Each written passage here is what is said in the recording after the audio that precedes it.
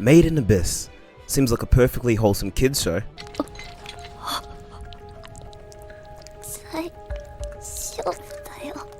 What in the hell?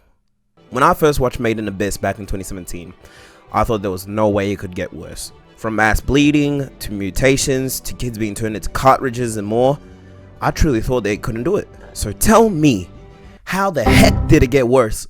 If you told me back in 2017 that this show could get worse, I would have told you that you were out of your mind. For those of you that don't know, Madeinabyss follows the story of Cave Raider Rico, Mini Mega Man Reg, and full-time furry Nanachi. Their journey follows them into exploring more of the abyss and searching for Rico's mum. Now, while I did mention some of the horrible and awful things that happened in Madeinabyss Season 1, the show is pretty lighthearted for a good amount of time. Trust me guys, it's not all bad. I'm not that much of a masochist, I think. Anyways, back to Season 2.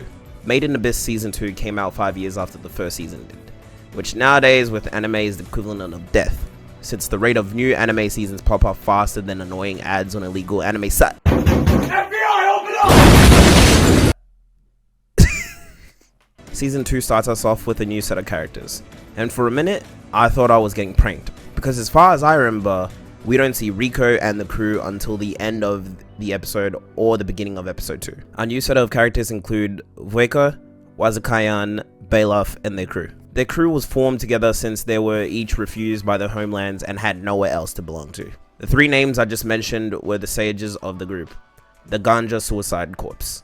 Yes, you heard that right. Vueko's role was to guide the crew's journey and to look after everyone. Balaf's role was to serve as the translator for the group in their quest, especially when they reached the Golden City. Wazakayan's role was being the leader and a visionary. He wanted to keep searching into the abyss and to find the Golden City. Eventually, the Ganja Squad find the Golden City and make it their home, with the help of these robots called interference units. Enough time passes and these guys get proper shelter, food, and water. We'll come back to the Ganja crew later and now return to our main characters, Rico, Reg, and Nanachi. They themselves find their way into the Golden City, and they meet this odd Pokemon looking dude called Magikaja. In episode 3, we start to learn how the city runs and a bit about its inhabitants. This is also the episode where things start to get a bit weird. Kaja, the dinosaur looking dude I was talking about earlier, goes on to describe that everything has value in the Golden City, and that if you want something, you must provide something of equal value. Kinda like Full Metal Alchemist Brotherhood. That's the normal part. What's weird is what comes after. Rico notices that at one of the stores there's a page about her mum. When talking about things that could be provided for value, Kaja mentions that Rico would go for a high value. In this scene, it becomes ominous, as there is a close-up and Kaja goes on to specify things such as Rico's eyes, skin, or fat, since human children have the most value in this village. Well, ain't that the most sus thing ever? Kaja then goes on to say that he would like a human child, whole, and asks that before Rico sells to anyone else, to go to him first. Dog, I remembered watching this and realizing, there's 9 more episodes left of this. The thing is, I knew with this show that there was worse to come, which believe me, there was worse. Did I forget to mention that there was another weird moment in this exact same episode? As they continue to learn more about the village, Mania flies out of Rico's hand and chills on this pink Wobbuffet looking creature called Ma. Yeah, you heard that right. At first I thought nothing of it, then Ma proceeds to play with Mania by piercing its limbs into its guts. Pause! After this, Mania proceeds to drop lifelessly to the ground. Boy, ain't no way. This is the equivalent of killing a dog in a movie and expecting us to be okay with it. After this, I was chanting death to happen to Ma, like this was a Game of Thrones episode. Luckily, we find out that Mania's bones were so soft, and since there wasn't anywhere for the air to go, the guts plopped out by default. Then Kaja goes on asking about Mania's value, and Rico pretty much says, it's priceless. Now, keep in mind the whole value system until this point. Since Rico said this, it meant that Ma caused damage to something that exceeded its own value. This in turn leads to the balancing act, and oh my goodness. Ma runs and starts to get swallowed up by these black blobs.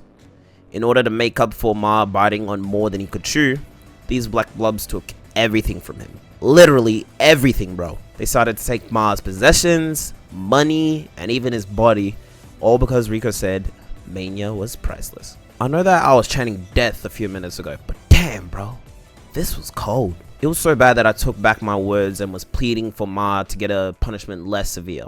Then towards the end of episode 3, we get introduced to Fapata, the Princess of Hollows. I left this out on purpose earlier, but the Ganja crew had a member that joined them later on that bears a striking resemblance to Fapata. This member is none other than Irumui. We find out that Irumui was exiled from her homeland because she couldn't have children. On top of forming a close relationship and bond with Vueko, Irumui is able to read and understand the language of the Golden City. Remember this for later in the video. We continue to find out that Reg had already met Fapata, although he has no memories of it currently. It's also revealed that Fapata has an extreme urge to kill everyone in the Golden City. When I first heard this, I thought, what did they do to make her that mad? Now, like I said earlier, we're coming back to the Ganja crew. Fast forward to episode 7 and we start to find out a bit more about them. We realize that the water these guys found was contaminated and left everyone who ingested it with diarrhea, a fever, and even some mutating into trees. Soon they find a Cradle of Desire, which is just a big gross looking egg. However, when it's touched directly by someone, it can grant their deepest desires. The interference units tell the Ganja squad that adults aren't really suited to use the egg. Those suitable to use the egg are children. So guess who gets a lucky golden egg? Irumui! The day after it's revealed, all of Irumui's pain had disappeared, and even though her arm was still mutated. Did I also forget to mention that a Cradle of Desire fused with Irumui? Yeah, that's totally normal, right? You know that saying, if it's too good to be true, then it is? Yeah, in this case that definitely happened.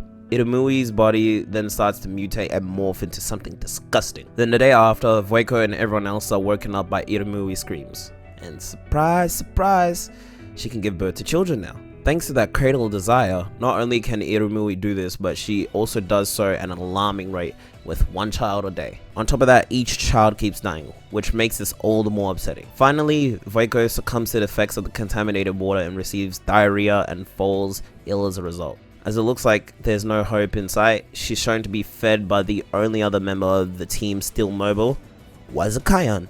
As Vueko comes out to see Wazakayan, she realizes that what she and everyone else was fed by him were the dead children of Irumui. Bro, what in the actual hell am I watching? I thought children being turned into cartridges and abominations of creatures was bad enough in season 1, but this is horrific. Irumui continued to mutate and get even bigger. Even the size of her children was getting even larger. She even lost the ability to speak and had no resemblance to a human form whatsoever. After enough remorse for what had happened to Irumui, Balaf asked for her to take away every part of him as compensation. Then as a response, a portal opened up inside of her and Balaf walked right into it. After that, he receives a good case of, you get what you asked for, as the black bulbs inside Irumui take away every part of Balaf. After stripping him of his humanity, Balaf is left with what would be his current body, aka the masked white dragon creature. Then everyone else in the Ganja crew proceeds to follow Balaf's lead and walk straight into Irumui, losing their humanity in turn. Vueko is the only one who refuses this and decides to jump off a cliff in her act of defiance to Wazakayan. Just when we think she succeeded, Wazakayan caught her at the last minute. Once she wakes up, Vueko finds herself to be chained and restricted inside of Irumui's head. When all seems dire, we find out that Irumui, in one last act of defiance, gives birth to Fapata, which is her only child to have lived.